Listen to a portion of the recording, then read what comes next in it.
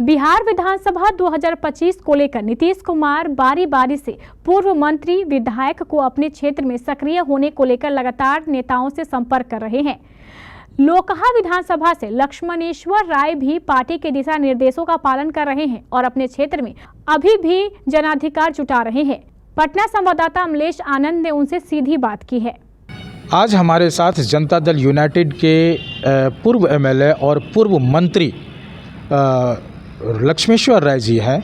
आज हम जानने की कोशिश करते हैं कि लक्ष्मेश्वर राय के दिमाग में क्या चल रहा है अपने संगठन के प्रति, अपने जो पार्टी है उनके प्रति, कि कैसा लग रहा है, क्या होगा चुनाव 2025 का। सर, जिस तरह से नीतीश कुमार के बारे में विपक्ष लगातार सवाल उठा रहे हैं कि नीतीश जी की नैया डगमगा रही है, अब फिर से महागठबंधन में नीतीश जी आना चाहते हैं। एक दिन तेजस्वी यादव जी कहते हैं उनके लिए दरवाज़ा बंद है और लालू जी दूसरे दिन कहते हैं कि नीतीश के लिए दरवाज़ा खुला है। ये क्या सब चल रहा है सर? देखिए, हमको लगता है ऐसी कोई बात है नहीं। सबसे बड़ी तो आप देख रहे हैं कि तेजस्वी कुछ बोल रहे हैं, लालू जी कुछ बोल रहे हैं, तो उनका अपना ही निर्णय में बड़ा कंट्रोवर्शियल है। इसलिए वो तो उनकी मैटर है कि किस रूप में उनको देखते हैं। रही इधर तो एनडीए अभी बड़ी सशक्त है, मजबूत है, सरकार चल रही है, आगे भी चलेगी।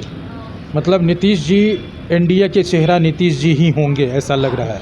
होंगे नहीं, हैं, आगे भी रहेंगे। आगे भी रहेंगे। दूसरी बात की सर, 2025 की अब रणभेड़ी बज चुकी है।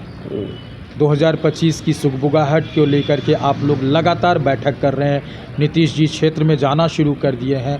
आप लोग को भी कोई न कोई जिम्मेदारी मिली होगी सर जनता के लिए? देखिए, पूरा जिम्मेदारी है पार्टी संगठन की ओर से। अभी अत्यंत पिछड़ा वर्ग की ओर से रथ निकाला गया है जननायक कर्पूरी ठाकुर जी के जो नाम पर, जो भारत रत्न हमारे जननायक कर्पूरी ठाकुर जी, उनके विचार का जो सोच था, उनका जो विचार था, आज आदरणीय नीतीश कुमार जी उसको सभी पूरा करते हैं। जैसे आपने देखा, अत्यंत पिछड़ा जब से सरकार बनी तब से 2006 में पंचायती व्यवस्था में अत्यंत पिछड़ा को आरक्षण दिया, फिर आपको न्याय के जो सेवा है उसमें भी आरक्षण दिया, और लगातार फिर अभी जातीय गणना कराया। तो सब लग रहा है कि अत्यंत पिछड़ा और जो उपेक्षित वर्गों के लोगों के बीच में जो कर्पूरी ठाकुर जी, लोहिया, अम्बेडकर का विचार था, आज वो नीतीश के सरकार में, नीतीश कुमार जी के सरकार में सारा चीज़ धरातल पर कानून के रूप में लागू हो रहा है। आने वाला समय में भी आदरणीय नीतीश कुमार जी के नेतृत्व में बिहार में बड़ी मजबूती से हम लोग चुनाव लड़ेंगे और सरकार भी बनेंगे, और आदरणीय नीतीश कुमार जी के नेतृत्व में ही सरकार पुनः बनेगी। सर, आप एक मिथिला के ऐसे क्षेत्र से हैं जहां नीतीश जी का एक बेहतर जनाधार रहा है, आपका व्यक्तिगत तौर पर एक बेहतर जनाधार रहा है जिस समय आप आपदा प्रबंधन मंत्री बने थे, लेकिन किसी कारणवश पिछले चुनाव में आपको वहां का जनाधार कम मिला। क्या लग रहा है सर, इस बार अगर आपको जिम्मेदारी वहां दी जाएगी तो जनता का मूड क्या कहता है? देखिए, मिथिला क्षेत्र, मिथिला हो, कोसी हो, सीमांचल हो, पिछले दिन से ही आदरणीय नीतीश कुमार जी के नेतृत्व में हरदम खड़ा रहा है।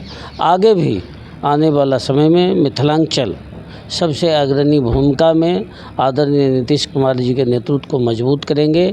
और ख़ास कर रहा हमारी जिम्मेदारी की बात, हमारे पिछले दिन भी जो जिम्मेदारी था पार्टी का, संगठन का या विधायक के रूप में बड़ी सफलतापूर्वक किए हैं। जो हमारा दायित्व था, हमारा जो सोच था, उसको लागू किए।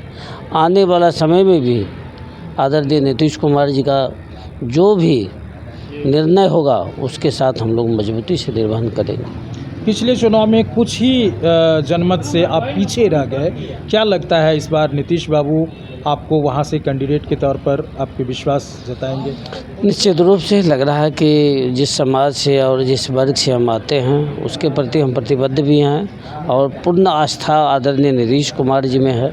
हमको उम्मीद है कि आने वाला समय में हमको अवसर देंगे और उसको हम मजबूती से निर्वहन करेंगे। उसको हम मजबूती से, जो चुनाव में भी लड़ने का मौका दिया तो भारी मतों से जीत के आएंगे और फिर सरकार या विधायकी जो है वो हम अच्छा से निर्वहन करेंगे। आपके लोकहा विधानसभा क्षेत्र से आरजेडी के विधायक जीते थे वो हैं, लेकिन उनको लेकर के जनाधार अभी कहीं न कहीं लग रहा है कि सफलतापूर्वक नहीं हो रहा है। आदमी जो जनता देखिए वो क्षेत्र है अति पिछड़ा बहुल क्षेत्र है और ख़ास के वो तस्करी क्राइम लोगों को वहाँ संरक्षण चाहिए, जिसमें सफल नहीं हो पा रहे, लोगों के बीच में नहीं उसको संवाद कर पा रहे।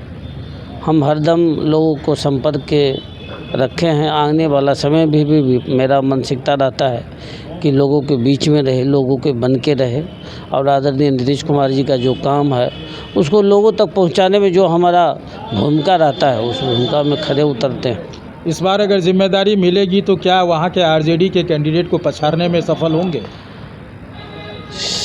पछाड़ने की तो बात नहीं है, लेकिन मैं पूर्ण रूप से वैसे व्यक्तित्व को हम अपने व्यक्तित्व को इस रूप में पेश किए हैं कि लोगों का बन के रहे हैं, लोगों के बीच में रहे, 5 साल किसी को खलन नहीं होने दिए। हमको लगता है कि हमारी भूमिका से आम लोग वहाँ प्रसन्नचित हैं, बहुत खुश हैं और एक निष्ठा से हम उनके बीच में रहे। हमको लगता है आने वाला समय में हमारे साथ जरूर देंगे हम उसका, और लगता है कि उसका श्रेय भी हम लेंगे। बहुत बहुत धन्यवाद। तो हमारे साथ थे पूर्व मंत्री लक्ष्मेश्वर राय जी और इस बार 2025 की चुनाव को लेकर के प्रतिबद्ध हैं और अपने संगठन अपनी पार्टी को वहां एक मजबूती प्रदान करने के लिए ये प्रतिबद्ध है। और साथ ही ये देखना होगा कि 2025 की चुनाव इस बार नीतीश सरकार के साथ जदयू की सीट कितना हासिल कर पाती है। वैसे लक्ष्मेश्वर बाबू का जो बना हुआ जनाधार है वो जनाधार से कई गुना अधिक का दावा ये कर रहे हैं। अमलेश आनंद, KBC न्यूज़, पटना।